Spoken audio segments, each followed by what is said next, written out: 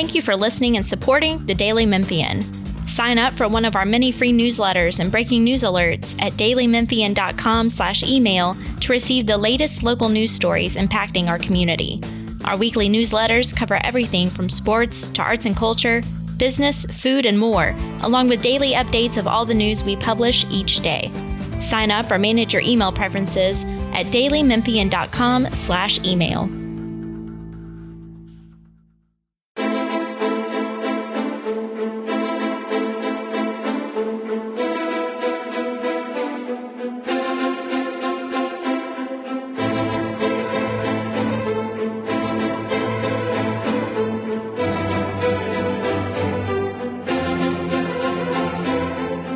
This is the Daily Memphian Politics Podcast. I'm Bill Dries. A short edition this week to serve as an update on various issues and events in this busy time. Let's start with Biden bucks. That's what U.S. Senator Marsha Blackburn of Tennessee has taken to calling federal supplements to unemployment, $300 a week in addition to what the state pays. Blackburn telling reporters this past week in Washington that Tennessee has 250,000 jobs to be filled and what she estimates are 49,000 people receiving the supplement. The group, including those who do not qualify for state unemployment because they are self-employed, part-time, or temporary gig workers, most of whom Blackburn cites as instances of the federal supplement discouraging people from returning to work. The state's figures showed more than 100,000 Tennesseans unemployed at the start of this month, with 61,000 applying for unemployment benefits. Meanwhile, Tennessee Governor Bill Lee announcing this past week that the state will end distribution of the federal supplement effective July 3rd. Lee taking a similar position that the supplement is encouraging the unemployed not to return to work. Critics of the decision say the labor shortage is the result of people returning to work who have found better paying jobs elsewhere and the lack of jobs paying a living wage in the industries they left. Lee also signaling this past week that he intends to sign into law the bill the Tennessee Legislature passed at its closing that creates a 3-judge panel to take cases challenging the constitutionality of state laws passed by the legislature. This would remove them from Chancery courts, or at least that's what the bill was at the start. A week later, some of the details of this are a bit murky, so we'll rely on the Tennessee Journal's post-session reporting on this, and it shows quite a dramatic overhaul after several closed meetings among legislators on the final day of this year's session.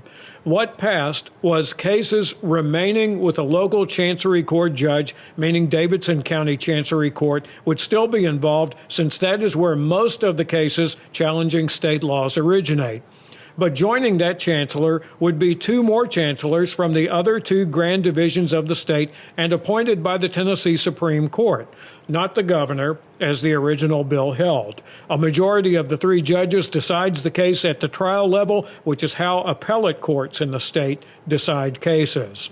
In Washington, it was a voice vote this past week that ousted Wyoming Republican Liz Cheney as House Republican Caucus Chair, the 3rd highest-ranking Republican position there. But the office of Republican Congressman David Kustoff of Germantown confirms that Kustoff voted with the majority to oust Cheney. Locally, the bridge fracture occupying a lot of attention in the past week, even trending nationally on Twitter briefly as part of the political back and forth on infrastructure spending and priorities by the federal government. Who controls what on the bridge is quite a complex web of where one state government begins and another ends and how much federal involvement there might be. It was an inspection team from the Arkansas Department of Transportation that found the fracture, structural damage specifically to a steel box beam that supports what many of us still call the new bridge. And that team called 911 on our side of the bridge to get traffic stopped coming onto the bridge from Memphis. Arkansas State Police cut traffic from the other side. According to Arkansas State Senator and former West Memphis Mayor Keith Ingram, it is the Tennessee Department of Transportation that is to make the repairs under terms of the agreement that governs the bridge that includes the state line for Arkansas and Tennessee. That's also the case on the Memphis-Arkansas Bridge, which is the only river crossing left in the city for automobiles and the freight traffic that is a major part of the local economy. And of course, Big River Crossing, the pedestrian and bicycle walkway on the north side of the Harahan Bridge, the rail bridge, actually marks the state line. Some of the bridge conversation this past week has been around the idea of a third bridge, that is, a third auto traffic bridge. This is a conversation that began at least 20 years ago in a quick search of Daily News archives on the matter, probably longer than that based on what I can remember from conversations with then Shelby County Mayor Jim Rout. There was plenty of regional competition to get a third bridge near Memphis, but not necessarily in Memphis or Shelby County for that location. Ultimately, no one got a third bridge, some of that due to the review process required for such undertakings like the Shelby Farms bypass. Remember that one? What did happen in the interim was the Hernando de Soto Bridge was retrofitted to bring it up to seismic standards. The steel box beam that looks to be split through is not part of the seismic retrofit. Some budget amendments emerging in the second week of City Council Budget Committee hearings at City Hall. They include the idea that Audubon Park's 18-hole golf course should get the kind of attention that Overton Park's 9-hole golf course is currently getting, namely an extensive remake that is funded by private donors. The administration giving the idea a look. It may not be something that affects the budget in this fiscal year that begins July 1st. It may take longer than that.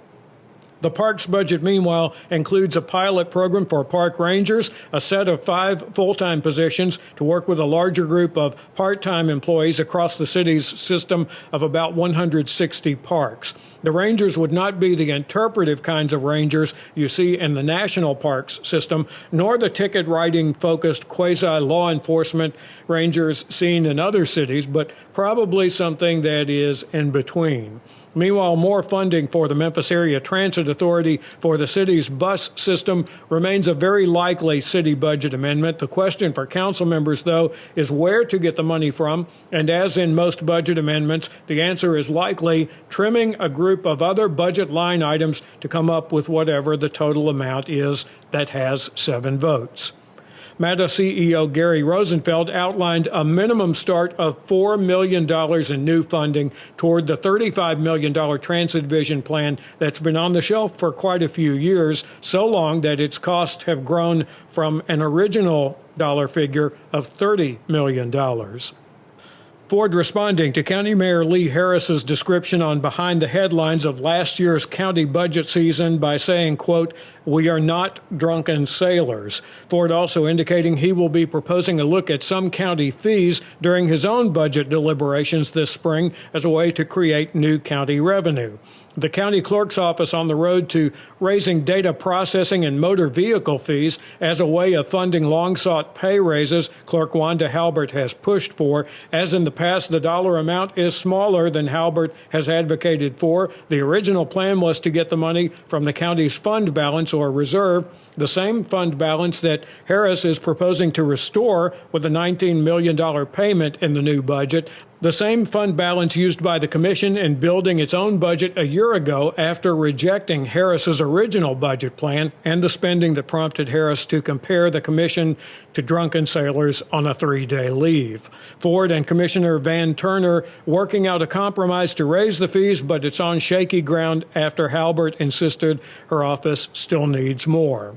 Harris, meanwhile, awaiting the state's report on the Shelby County Health Department's handling of COVID vaccinations that was promised 3 months ago as the state took away the vaccination distribution from the county health department and assigned it to the city.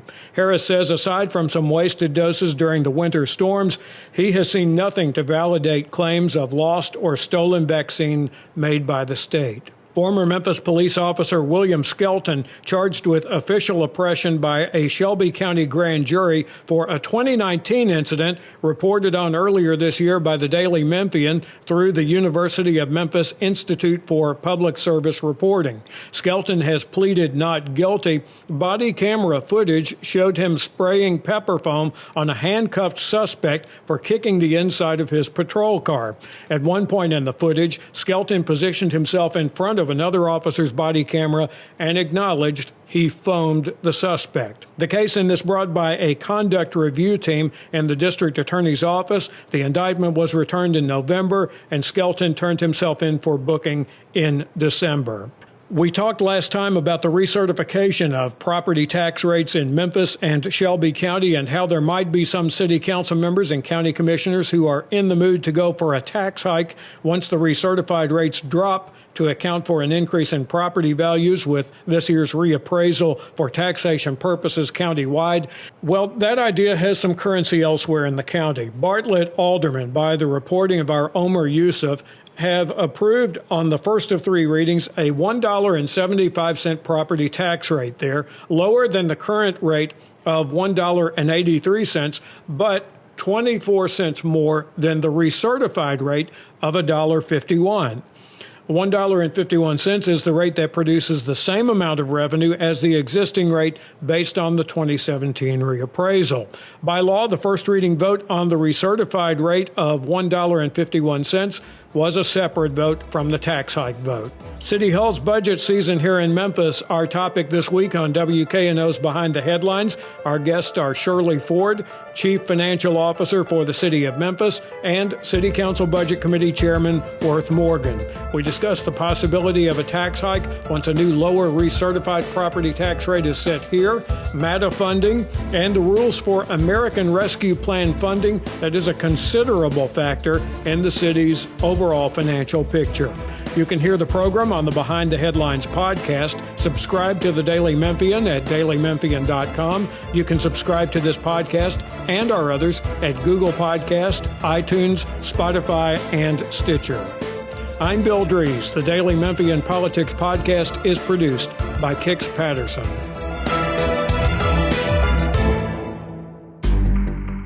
In-depth journalism in the Memphis community, the Daily Memphian is of Memphis, not just in Memphis, and seeks to tell the stories of this city. TheDailyMemphian.com. Truth in place.